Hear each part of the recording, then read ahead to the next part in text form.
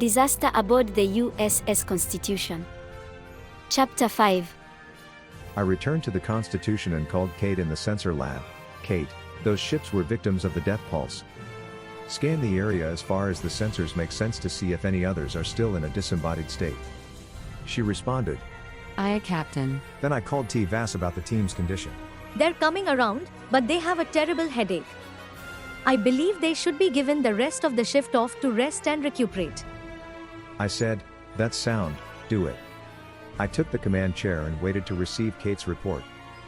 Kate reported. Captain, there's a ship about 2,000 yards on toward Angel Cloud 2.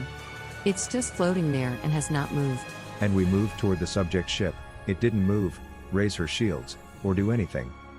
When we got to the ship, I started for the teleporter room when Barbara said, Captain, do you want someone to go with you? I turned and looked at my helmsman. There are only two that can take having one of these victims in our head. That's Davy and me.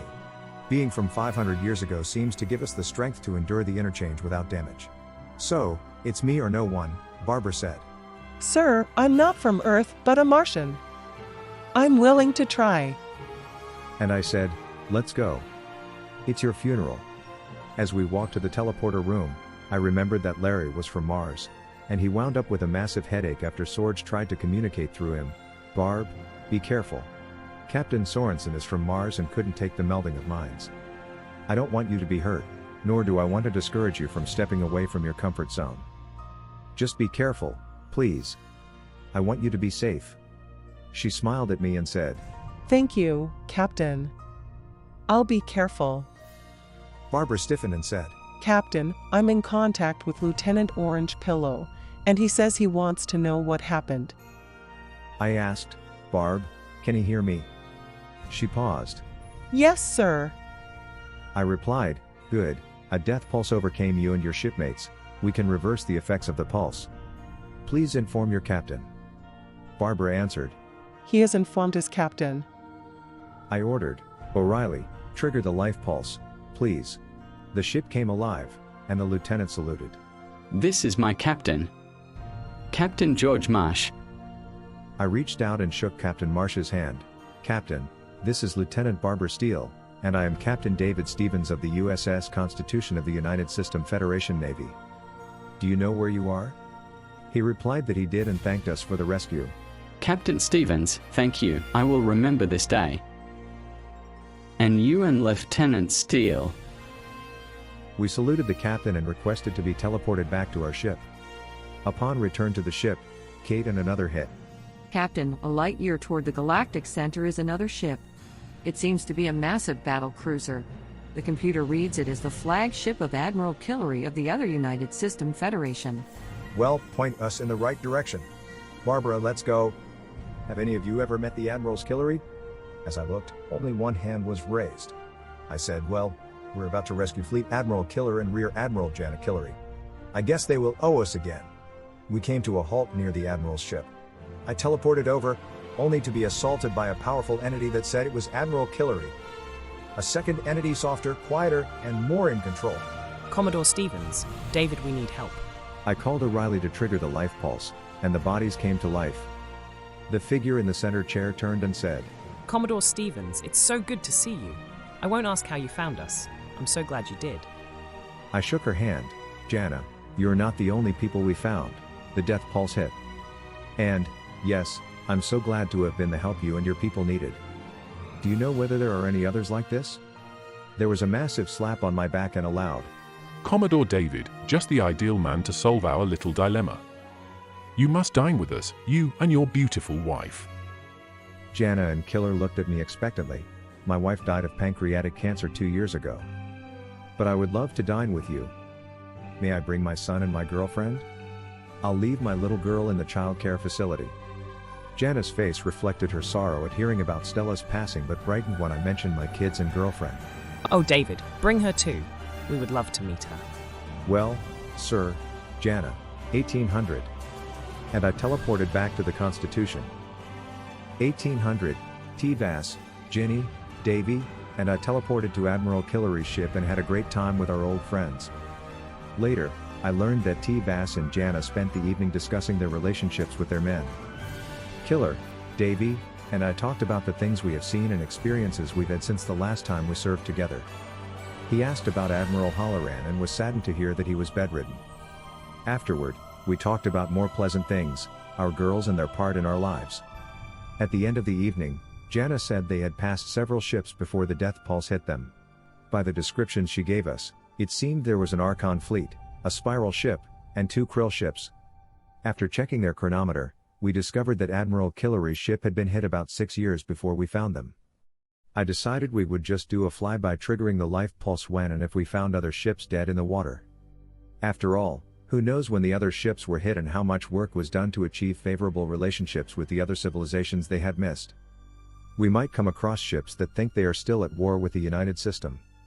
We returned to the Constitution, and I directed that we continue to search for other people that the death pulse had hit.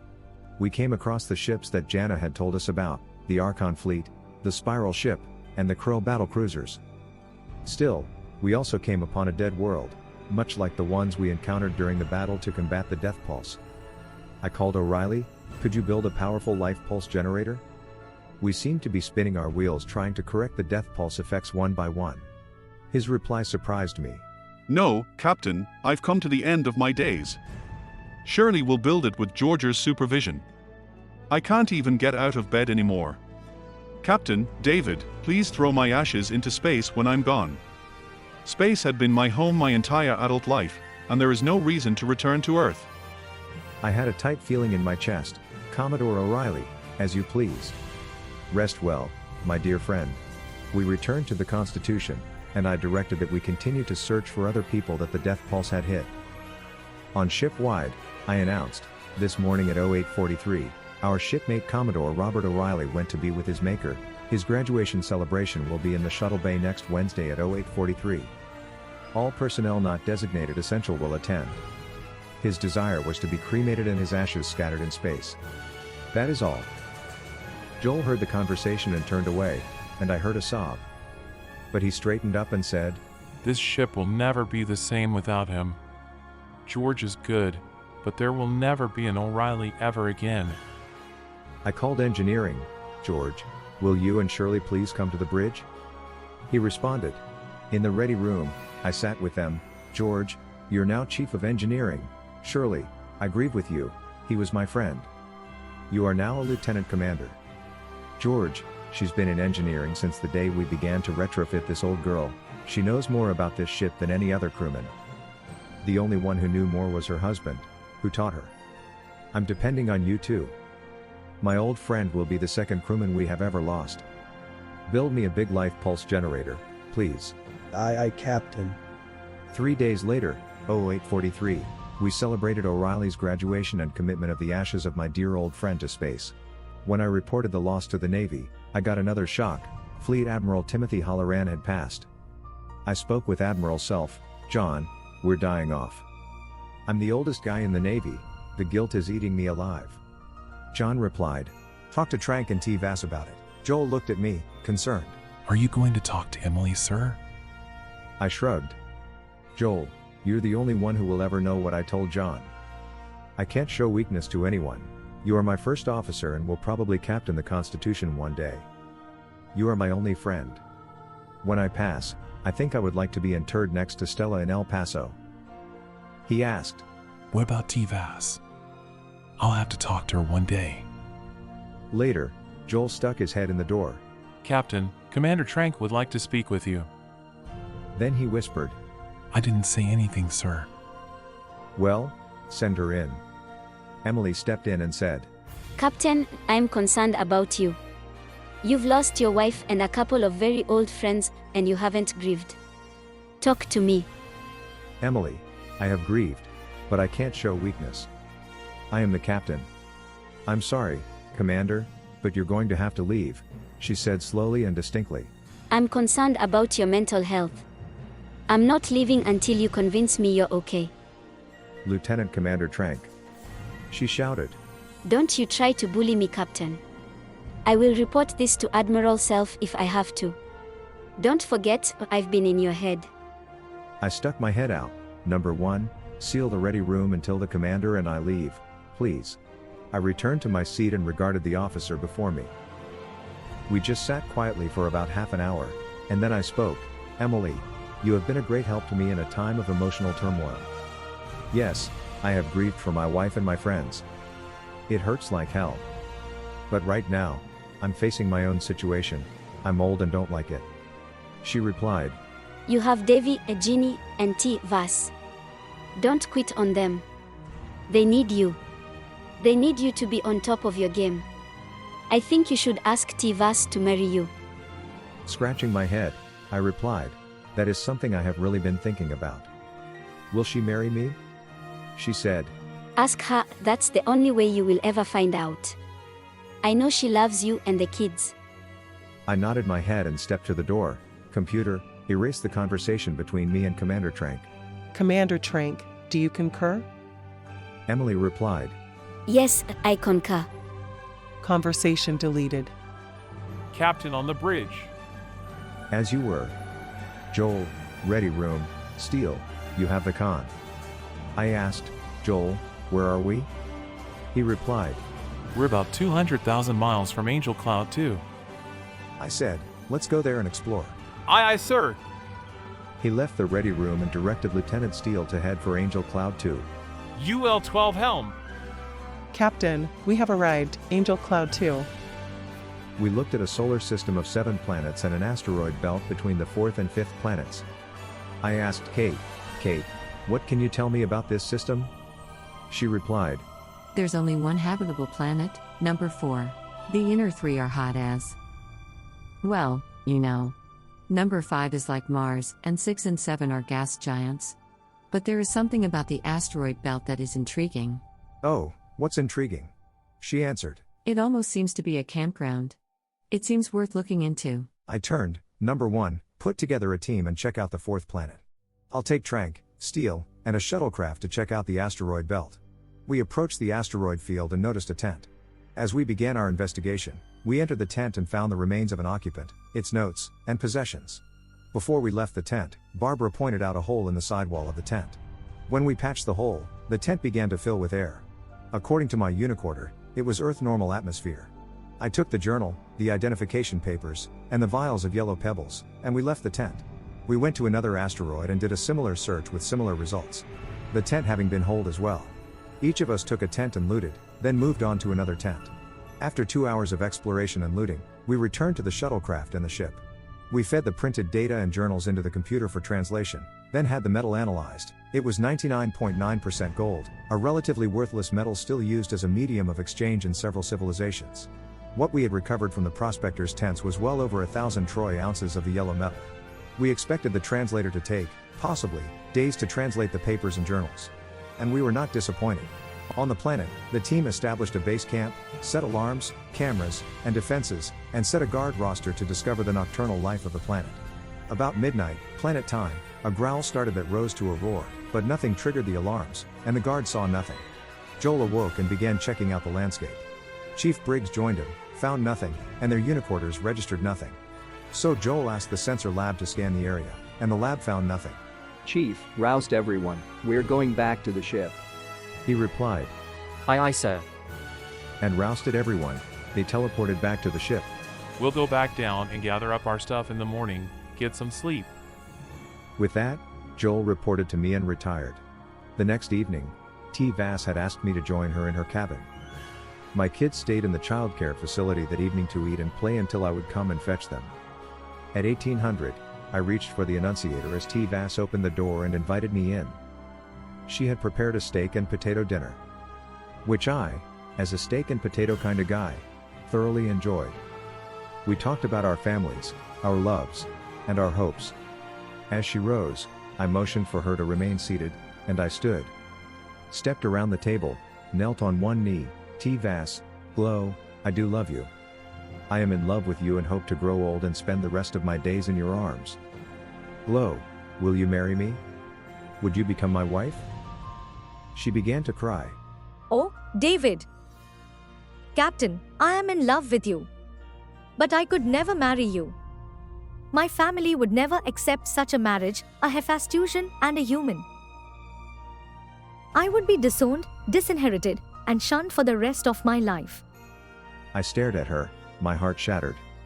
I stood, apologized, went to the childcare facility to pick up Davy and Ginny, and returned to my cabin.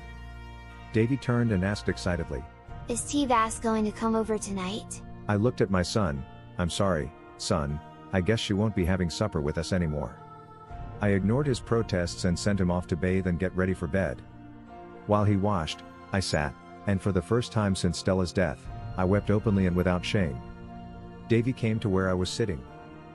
Seeing the tears in my eyes, he asked, "Dad, what's wrong?" "Son, I wanted to be with T-Vass for the rest of my life. But that just isn't going to happen, and my heart hurts. But it will be all right, we got each other. And we'll be great." And we laughed as I tucked him in bed. "See you in the morning, son." I kissed his cheek. "Good night, Dad. I love you." I knelt and hugged him. "I love you, too, son." My love for my little princess and son became my anchor, anchoring me to the here and now, my responsibilities and joys. The following day, I was privileged to announce the promotion of several officers and crewmen. Lieutenant Trank was among the celebrants, now Lieutenant Commander Trank. After the ceremony, she asked to talk privately. "Captain, what happened between you and T-Vass last night? She is absolutely devastated."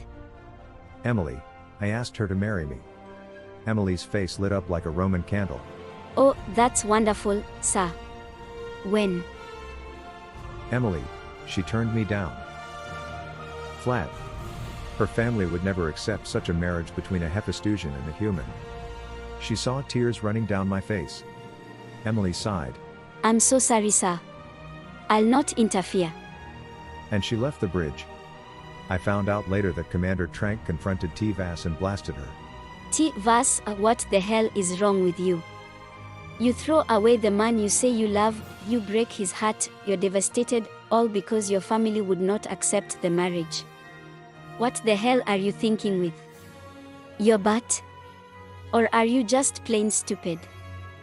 Remember the Hephaestus girl who defied her family on being bonded, on becoming a naval officer, and who knows what else you stood against? Girl, get your head out of your butt and get back together with the man you love." T-Vass bristled. Lieutenant Commander Trank. Emily shouted.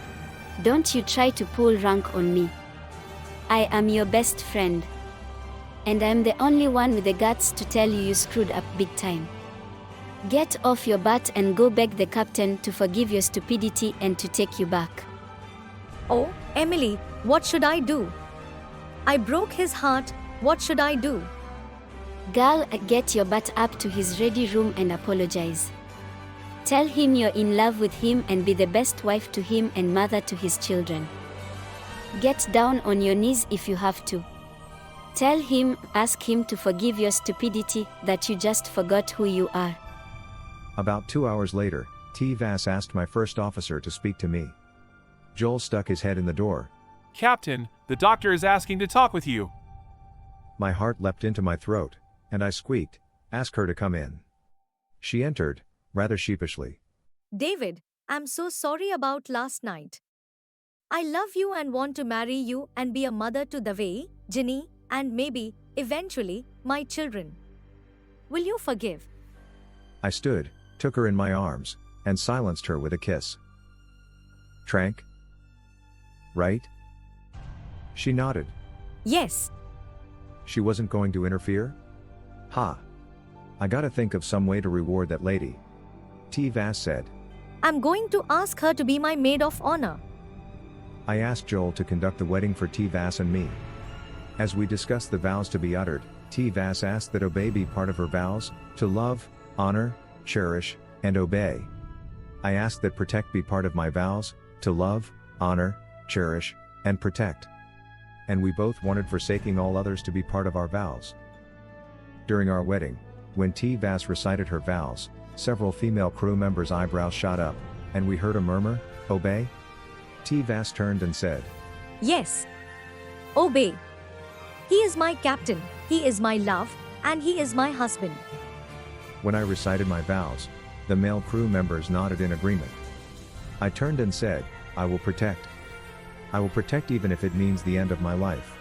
The forsaking of all others drew nods of approval from the entire crew. The crew knows the meaning of loyalty. Joel then intoned, I now pronounce you husband and wife. You may kiss your bride. I did the dip, and the whole crew whispered in awe, "Ah." With that, I took T-Vass' hand and ran down the corridor to our cabin. With Ginny and Davy, we began our life as a family. About a month later, T-Vass and I were relaxing in our cabin, watching Davy and Ginny playing on the deck nearby. As we talked about our future as a family, Ginny toddled over to my glow and grabbed her leg. Ginny smiled up at T-Vass, raised her arms, and said, Up? T-Vass picked her up and put Ginny on her lap. Ginny reached up and patted T-Vass's face, kissed her cheek, and said, Mommy. Then she wiggled off T-Vass' lap and ran back to play. After we put Ginny to bed and had Davy bathe, my boy walked out, ready for bed, and looking from me to T-Vass, he asked, Can I call you Mom? She looked from Davy to me and back, kissed his cheek, and said, Oh, the way, you may call me Mom. May I call you son? He smiled, kissed her cheek, and nodded, saying, Yes, Mom. I would like that. and he trotted off to bed. I looked at her face and saw the tears, trouble, glow. She snuggled up against me and, through her tears, said, Oh, David, I'm so happy. I love those kids. May I adopt them? Since it would make you happier, yes. Of course. I replied. She said, You, Ginny, and Davy make me so happy. I want to introduce you three to my parents. I wondered, is that wise? Well, I have something else to tell you. I'm pregnant. This woman just made my century.